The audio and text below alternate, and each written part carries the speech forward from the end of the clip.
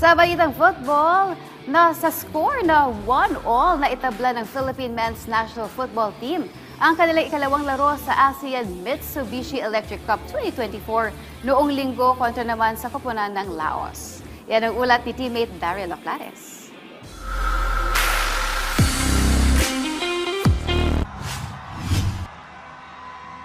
Muling nauwi sa draw ang laro ng ating Philippine Men's National Football Team sa ASEAN Mitsubishi Electric Cup 2024 kontra naman sa Laos nitong linggo. Sa capital city ng Vientiane, nakaharap ng Pilipinas ang FIFA Rank 186 football squad na galing din sa isang draw kontra sa Indonesia noong Huwebes. Maagang dinomina ng pambansang koponan ang ball possession ng laban at ilang beses din na muntikang makapasok ng goal. Pero Laos ang unang nakapuntos na mula sa hindi sinasadyang own goal mula kay Michael Baldisimo. Sa dulong bahagi ng second half, nahanap ni Paul Tabina si Sandro Reyes para maitabla ang laro sa 77th minute. Game-winning goal naman sana ang naipasok ni Alex Moniz sa 80th minute pero tinawagan itong offside ng referee. Kaya ang final score 1-1 para sa Pilipinas at Laos. Sa post-game press conference, pinuna ni head coach Albert Capias ang ilang mga naging pagkukulang ng koponan kaya hindi nila nakuha ang panalo.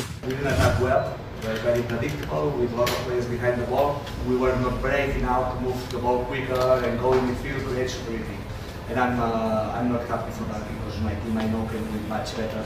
Sa kasalukuyan, ikatlo ang Pilipinas sa Group B standings na mayroon ng 2 points dahil sa dalawang draw kontra Myanmar at Laos. Kaya dapat maipanalo ng ating football team ang laro laban sa Vietnam sa December 18 sa Rizal Memorial Stadium para mapataas ang tsansa na makapasok sa top 2 at umabante sa knockout stage. At syempre muli itong mapapanood ng live dito sa PTV Sports Network.